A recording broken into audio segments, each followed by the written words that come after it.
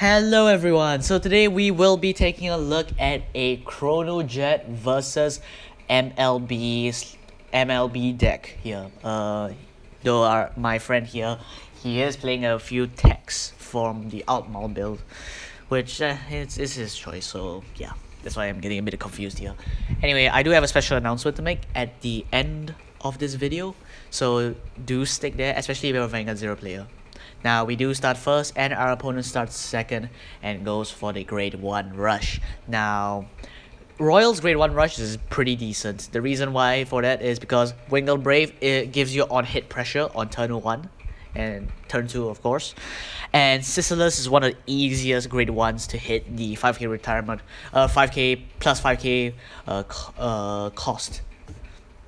As on turn 1 you have no damage, you of course will be getting 5k because you have no face up damage zone cards. So yeah, that's why we want to use, that's why Sizzler is just a really good and really strong grade 1 rush card.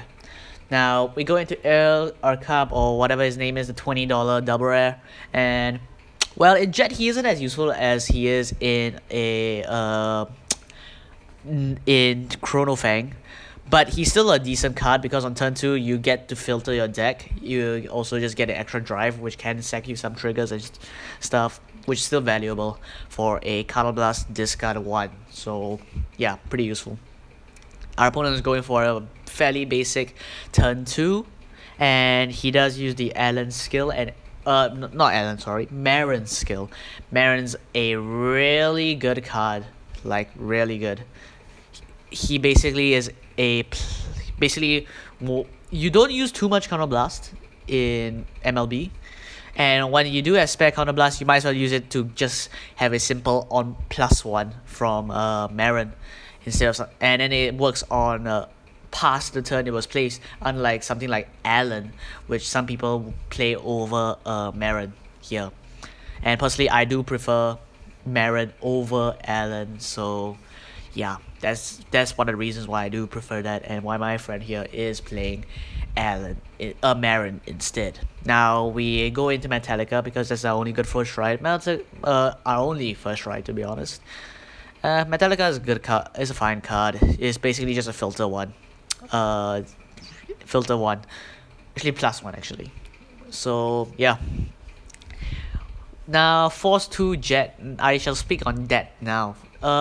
Once when Jet was released, or when Jet and Nextage were revealed, people were wondering, well, you have the 2 crit, but well, if you go Force 2, you have the crit, but your columns aren't that big, and so your opponent can hard guard and attack, even though it should be an attack that should be so big it can't be PG'd.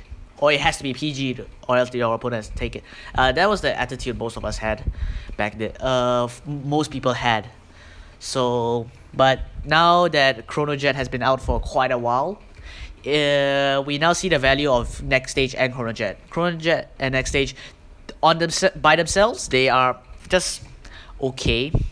Like, they don't hit the largest of numbers, but the fact that Nextage gives you 2 attacks with 2 Vanguard attacks with twin drive, and the fact that they are both 2 crits, with the second attack being non-PGable, is still pretty valuable, and the reason why we do see a few Gear Chronicle Chronojet tops now and then in some tournaments, even though the current meta is a bit screwed in terms of physical results. So yeah, as you can see, we are going for a pretty decent Chronojet turn. We did sack the double crit and stacked it all on our rearguard Chronojet. Rearguard Chronojet is actually pretty decent, since, well, it basically ensures that whatever triggers you are able to sack, your opponent will still have to hard guard your rearguard attack, which has big crit and big power as well if you are able to sack triggers. So yeah.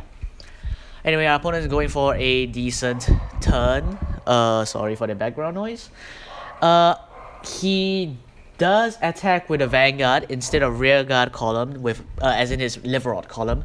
That is a smart move because it is damaged now, as you can see. I don't have any face of Counter Blast, so let's say he gets a PG. he has a PG in his hand, he will be able to PG all my attacks instead of he only can PG my first Vanguard attack, or he has to uh hard guard my Chronojet or whatever. He can just PG my Chronojet instead of my Nextage, which is Nextage is actually the smaller attack. So yeah. Anyway, from our opponent's hand, our opponent doesn't have the best of hands. It's filled with 5k shields and overall not that good. He also has 2 orders which he drove check, which is really unlucky. We do push into the Chronojet, and because of our opponent's hand, he has to get 1 to pass, or because even if we get the trigger here, even if he gets to the pass, we get a trigger, we stack it all in rear guard circle. He does not have the 5k shield to be able to guard with our Gardette attack, which is also 2 crit because of Force 2. So that's another reason why we play Force 2. So our rear guard columns are pretty decent and have crit pressure rather.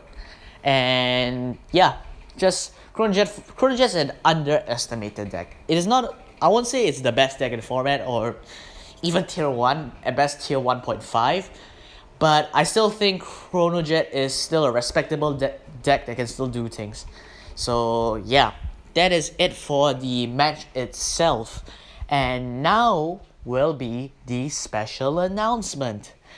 This special announcement goes out to all 0 players, Vanguard 0 players, to watch my videos, I think. So yeah, basically this Saturday at 6 p.m. SGT or GMT plus 8, I will be streaming slash casting, whatever you call it, the Cardfight Vanguard 0 Rep Chat tournament. If you don't know about the Cardfight Rep Chat is a Discord as old as CFA, with some of the oldest teams per se in CFA itself. And I have the pleasure of both co-hosting as well as being the platform that streams the games for the Cardfight Vanguard 0 tournament, which is sponsored by Bushy. So if you are even the slightest bit interested, do join our tournament, as the prize pools will increase with more participants who join. Currently we are at 29 participants, meaning that the top player will get 10 packs, but we are only 3 people short of reaching like the next reward tier, where the top player gets 20 gacha packs and second place gets 10 packs. Of course, we will want as many players as possible, the more the merrier, but hitting 32 I guess is the minimum now. So do join if you're ever interested, and do stay tuned, as I will be streaming and casting the tournament this Saturday at 6 p.m. SGT or 6 p.m. GMT plus 8. And yeah, so that's it for the video. Thank you all for watching. See you this Saturday. See you in the tournament. And all tournament details will be will be on screen via the little advert, as well as in the Discord chat itself. So thank you all and see ya.